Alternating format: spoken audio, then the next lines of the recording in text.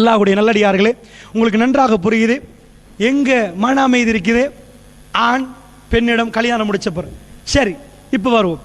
அது ஏன் 6 மாசத்துல முடியுது? அந்த மன அமைதியே 6 மாசத்துல முடியுது. மோகம் 30 நாள், ஆஷா 60 நாள் நம்ம சொல்லுவாங்க. அது ஏன் 6 மாசத்துல முடியுது? இங்கதான் பிரச்சனை. நல்லா புரிஞ்சுக்கோங்க. சைக்காலஜிக்கலி ஒரு ஆண் ஒரு பெண்ணோட சேர்ந்து வாழணுமாக இருந்தா சில கண்டிஷன் இருக்குது.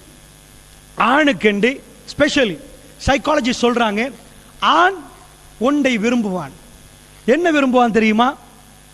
அவன் முக்கியமா பொம்புளிடம் ஒரு ரெஸ்பெக்டை விரும்புவான். அதான் ஆக்சுவல் சைக்காலஜி சொல்லுது.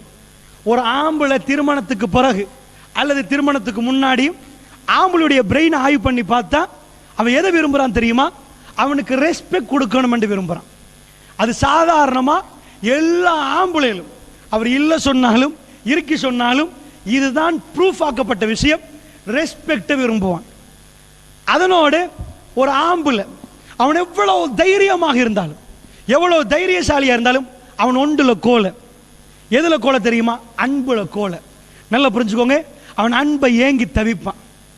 அந்த அன்பு அவனுடைய மனைவியால் கொடுக்க முடியுமான அன்பு. அன்பு பல வெரைட்டியா மாறும். மனைவியுடைய அன்பு அது தனியான அன்பு. சைக்காலஜிஸ்ட் பிரிப்பாங்க. தம்பியுடைய அன்பு அது வேற, தங்கச்சியுடைய அன்பு அது வேற, பிள்ளைகளுடைய அன்பு அது வேற, மனைவியின் அன்பு அது வேற. அது வேற. ஆம்புல அந்த அன்புக்கு துடிப்பான். உனக்கு தங்கச்சி இருக்கிறாங்களே, அது இல்லை, பொண்டாட்டி வேணும் என்பான். அது வேணும் என்பான். அந்த அன்பு கிடைக்கலன்னா இன்னொரு பொம்பளைய பார்ப்பான். அந்த அன்புக்கு அவன் அலைவான். எத்தனை கோடியும் கொடுப்பான், எத்தனை லட்சமும் இழப்பான், எதையும் அவன் கொடுக்க ரெடி ஆகுவான். ஆம்பளை 2 எதிர்பார்ப்பான். சைக்காலஜி சொல்றாங்க, ஒன்று ரெஸ்பெக்ட், அடுத்தது லவ். இந்த 2ஐயும் ஆம்பளை எதிர்பார்ப்பாங்க. பொம்பளை அவங்க என்ன எதிர்பார்ப்பாங்க? கேயா. அவங்கள 2 எதிர்பார்ப்பாங்க. ஒன்று இவர் ரெஸ்பெக்ட் எதிர்பார்க்கிற மாதிரி அவர் செக்யூரிட்டி கேயா, என்ன பார்க்கணுமே, என்ன கவனிக்கணுமே, என்ன அங்க போ, என்ன கொஞ்சம் இது பண்ணணுமே, நான் எங்க போறேன்னு கேட்கணுமே, எனக்கு பாதுகாப்பு உத்தரவாதம் அவர் பார்க்கணுமே அப்படின்னு ஒரு பொம்பளை எதிர்பார்ப்பா. என் பிள்ளைக்கு என் மாப்பிள்ளை கொண்டு வந்து தரணும், எங்க குடும்பத்துக்கு தரணும். இது கேயா. 2வது பொம்பளை எதிர்பார்க்கிறது லவ், அன்பு. இப்போ நாங்கள் கடையில் போய் ஏங்கர் வாங்கணும், சல்லியை கொடுத்தா தான் ஏங்கரை தருவாங்க, அப்படிதானே? சல்லியை கொடுக்காம எடுக்க இயலாது. அதே மாதிரி எதை கொடுத்தா மாப்பிள்ளைகிட்ட அன்பும் கேரும் கிடைக்கும்? மாப்பிள்ளைக்கு 2 கொடுக்கணும், ரெஸ்பெக்ட், அடுத்தது அன்பு. நீங்க கொடுக்க போக்கல அவர் திரும்ப அன்பையும் கேரையும் உங்களுக்கு தருவார். லவ் கொடுத்தீங்கன்னா கேர் கிடைக்கும். விளங்குதா? அதே மாதிரி ஒன்றை கொடுத்து தான் ஒன்றை எடுக்கணும். இது சாதாரணமான விஷயம்.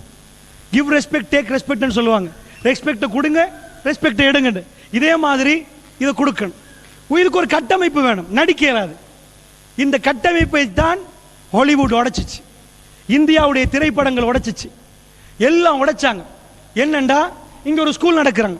ஸ்கூல் நடத்தினா அதுல பிரின்சிபல் இல்லைன்னு வைங்க, டீச்சர்ஸ் மார்க்கில் நினைச்ச மாதிரி முடிவெடுக்கிறாங்கன்னு வைங்க, அது ஸ்கூலை பார்ப்பீங்களா அல்லது ஒரு மனநோயாளிகளுடைய ஒரு இடமா பார்ப்பீங்களா? அந்த ஹாஸ்பிட்டலை விட மோசமா இருக்கும். ஒருத்தர் அங்கால கத்துவார், இன்னொருத்தர் இன்னொன்று சொல்லுவார். யாருக்கு அப்பா பேரிட்டி கொடுக்கிறது? யார் ஆத்தரைஸ் பர்சன்? யார் டிசிஷன் மேக் பண்றது? அந்த இடத்துல யாரு சொல்லுவா? தெரியாது. ஒரு நாட்டில் ஜனாதிபதி இல்லைண்டா அங்கால ஒரு மினிஸ்டர் அதை சொல்லுவார், இங்கால ஒருத்தர் இதை சொல்லுவார். எல்லாரும் குட்டிச்சோரா போயிரும், 4 விஷயமா எல்லாம் இதா போயிரும். அதே மாதிரி ஃபேமிலி லைஃப்ல ஒரு தலைவர் வேணும். உலகத்தில் நீங்க எங்க எடுத்தாலும் பள்ளிவாசலுக்கு தலைவர் வேணும், பள்ளி மதரசாவுக்கு தலைவர் வேணும், ஸ்கூலுக்கு தலைவர் வேணும், ஒரு நாட்டுக்கு தலைவர் வேணும். இதை போய் நீங்க எங்கேயாவது கேளுங்க பார்ப்போம். தலைவர் இல்லாத நாடு இருக்குதா? இல்ல. எல்லாரும் ஏத்துக்கொண்டாங்க. ஆனா ஐரோப்பா ஒரு விஷயத்தில் முட்டாளாச்சு. தலைவரை இருக்கக்கூடாது என்று சொல்லிச்சு. குடும்பத்தில் எவ்வளவு பெரிய சைத்தான், அவ்வளவு பெரிய முட்டாள்தனத்தை கொண்டாந்து நுழைச்சிச்சு. எப்படி நுழைச்சான் தெரியுமா? டெமோக்ரஸி. இதுதான் எங்க உரிமை, ரைட்ஸ். ஏனப்பா பொம்பளை அடிமையாக்குறீங்க கேட்கிறாங்க. எங்களை மாதிரி சம உரிமை பெண்களுக்கு இருக்குது. பெண்களுக்கும் அது என்னென்ன விலங்கல்ல, அவங்களுக்கு தேவை என்னென்ன விலங்கல்ல. ஆர்டிபிஷியலா கிரியேட் பண்ணப்பட்டுச்சு. மென் ஈக்குவல் டு விமன் என்றார்கள்.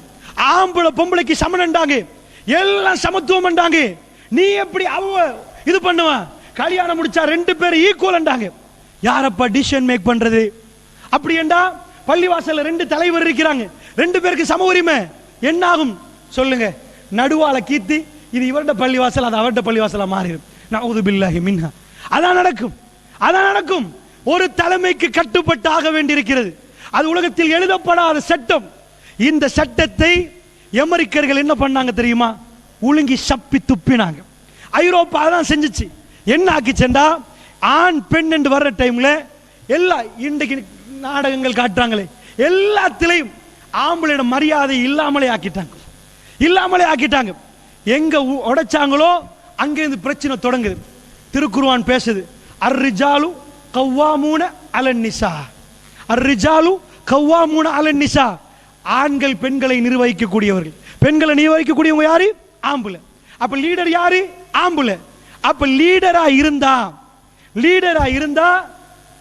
மனைவி யாரா இருப்பாங்க? யாரா இருப்பாங்க? லீடருக்கு சப்போர்ட் பண்ற மெம்பர். ஒரு ஆள் லீடர்ஷிப் எடுக்கணுமா இல்லையா? பிரின்சிபலா இருந்தா ஓகே, வைஸ் பிரின்சிபல். பிரசிடென்டா இருந்தா வைஸ் பிரசிடென்ட். மற்றவங்க எல்லாம் மெம்பர்ஸ், ஃபேமிலி மெம்பர்ஸ். வீட்டில் இருக்கிறாங்களே பிள்ளைகள், ஓகே, இவங்களுக்கு கீழே உள்ளவங்க, அடுத்த பதவியில் உள்ளவங்க. அல்லாஹ்வுடைய நல்லடியார்களே, ஐரோப்பா ஈக்குவல் ஆக்கிச்சு. வீட்டில் வாக்குவாதம் போச்சு, 2 பேரும் கத்தினார்கள், பிரட்டினாங்க. ஆம்பளைட்ட உள்ள அந்த தன்மை, சைக்காலஜி சொல்றாங்க, எப்ப ரெஸ்பெக்ட் குறைஞ்சிச்சோ அன்றைக்கு அவன் பேசுறத மெல்ல மெல்ல நிப்பாட்டுவான். பொம்பளை வருவா பேசுறதுக்கு, பேப்பர் எடுப்பான் பார்க்கறதுக்கு. பொம்பளை வருவா பேசுறதுக்கு, டிவியை பார்ப்பான். 7 மண்டை ஒரு கடைக்கு போயிட்டு வருவான், நகிங்.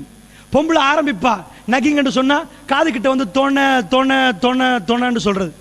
ஆம்பளை ஓடிடுவான். ஆம்பளை மிச்சமே பயம் நகிங்க்கு. வேர்ல்ட்ல ஒரு காலத்துல நான் ஒரு புத்தகம் படிச்சேன், ஒரு 10 இயர்ஸ்க்கு முன்னாடி நினைக்கிறேன், எனக்கு இது மறக்கல. என்னண்டா, ஒரு அதாவது வேர்ல்ட்ல ஒரு ரொம்ப சைக்காலஜிஸ்ட் எழுதின ஒரு பெரிய புத்தகம், அதாவது ஆண் பெண் சம்பந்தமாக. அதுல போட்டிருந்தாங்க, முந்தைய காலத்தில், அந்த காலத்தில் தண்டனை கொடுத்தாங்களாம். எதுக்கண்டா, ஒரு பொம்பளை வந்து, எனக்கு நாடுகள் ஞாபகம் இல்லை, ஒரு பொம்பளை ஆண்ட காதுல வந்து தொணண்டு ஊத்திட்டு இருந்தா, கத்திட்டு இருந்தா, என்ன தண்டனை? பெரிய ஒரு கம்பு, அதுல இந்த கிணத்துல இந்த தண்ணி எடுப்பாங்களே அந்த மாதிரி வச்சு அதுல ஒரு பொம்பளையை கெட்டி தண்ணியில மூழ்கி எடுக்கிறது. இதுக்கு புறம் செய்வியா? காது கிட்ட கத்துவியா? அல்லாஹ்வுடைய நல்லடியார்களே, நகிங்க்கு கொடுத்த பனிஷ்மெண்ட் இதுக்கு முன்னாடி போயில்ல, நிஜமா. ஏனண்டா ஆம்பளை அதை விட பயமான ஒன்று இல்லை, வெறுத்துருவான் லைஃப, அதோட பார்ப்பான். அவன் நல்லா இருக்கிறாவே, இவ தான் நீ விரும்பின, இவ தானே எல்லாம் என்று சொன்ன, என் லைஃப் இவோட தான் கழிக்க போறேன்னு சொன்னேன், இவ தான் நீ அந்த மாதிரி குயினா பாக்குறதா சொன்ன, இப்ப ஏன் உம்மாடே வேணாம், இது ஒரு இப்லிஸ் மாதிரி இருக்குது, ஓடுறான் ஒரே மாதிரி பே மாதிரி இருக்குது. ஏன்? ஒரு ஜஸ்ட் ராவு 2 மணி மட்டும் போனுக்கு ஆன்சர் பண்றவன் எலும்பி கேட்பான், சாப்பிட்டீங்களான்னு கேட்பான். கல்யாணம் முடிச்ச பிறகு சாப்பிட்டீங்களான்னு எத்தனை பேர் கேட்டாங்க? என்ன ரீசன்? நீங்க வேணும் இதை செய்யல. ஹியூமன் நேச்சர், மனிதனுக்குள்ள நார்மலான தன்மையே ஒரு பொம்பளை ஆம்பளையோட தாடி வந்த உடனே அந்த ஆட்டோமேட்டிக்லி அந்த ரெஸ்பெக்ட் கொடுப்பாங்க. ஏனென்றா அது சாதாரண சைக்காலஜிஸ்ட் ஏப்ரஹாம் லிங்கன் அமெரிக்காவுடைய பிரசிடென்ட் ஆகிற நேரம், கடைசியா 19வது ஜனாதிபதி, அமெரிக்காவுடைய ஜனாதிபதி, அவர் எழுதுறார், நிறைய எழுதுறார். அவர் ரணில் விக்ரமசிங்கை விட தோத்தவர், அமெரிக்காவில் நிறைய தோத்து, அவ்வளோ அதுல இருந்து தோத்து முன்னாடி வந்தவர். ஏப்ரஹாம் லிங்கனோட தடவை சொல்றார், என்னுடைய தாடி, அவர் வச்சிருந்தார் ஒரு தாடி, இதுதான் என்ன லீடரா மாத்துச்சு, மக்கள் என்ற பர்சனாலிட்டியை அதுல கண்டாங்கன்றார். அல்லாஹ்வுடைய நல்லடியார்களே, கொஞ்சம் கவனமாக புரிஞ்சுக்கோங்க. பொம்பளைக்கு வராமல் ஆம்பளைக்கு அல்லாஹ் ஏன் தாடியை கொடுத்தான் தெரியுமா? ஏன் கொடுத்தான் தெரியுமா?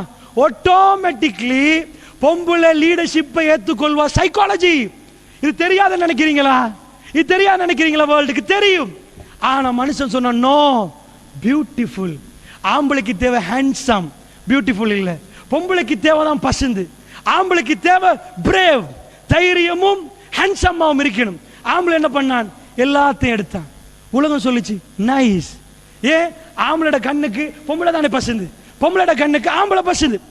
அல்லாஹ்வுடைய இல்லையார்களே, ஒன்றை தொடர்ந்து எல்லாரும் பசந்தா அது பசந்தாயிரும். ஐ சைக்காலஜி விளங்குதா? இது பாரு, பசந்து அந்த 24 நாளைக்கு இந்த மைக்க சொன்னா ஓ பியூட்டியா இருக்குதுன்னு சொல்லிட்டு போயிருவான். இது நார்மலான விஷயம். அல்லாஹ்வுடைய நல்லடியார்களே, என்னாச்சு? எடுக்க ஆரம்பிச்சான். பொம்பளை பார்த்தா என்னைய மாதிரியே தனி வரும். எங்க பயப்பட? பயப்படுறது என்பது இல்லை. ஒரு லீடர்ஷிப்பை ஏற்றுக்கொள்றதுக்கு லீடர்ஷிப் குவாலிட்டிஸ் வேணும். ஜூல போய் சிங்கத்தில் உள்ள சிங்கத்துக்கு சேவை எடுத்து போட்டீங்கன்னா பொம்பளை சிங்கம் எப்படி நடக்குமோ தெரியாது. ஆங்கில சிங்கத்தோடு எடுத்தா பார்க்கணுங்களா? உள்ள ஆம்பளை சிங்கத்துக்கு அப்படியே தாடி இருக்கும். எடுத்து சேவை எடுத்து பார்த்தீங்கன்னா பொம்பளை சிங்கம் அதை மதிக்குமோ தெரியல. அதான் நிலைமை.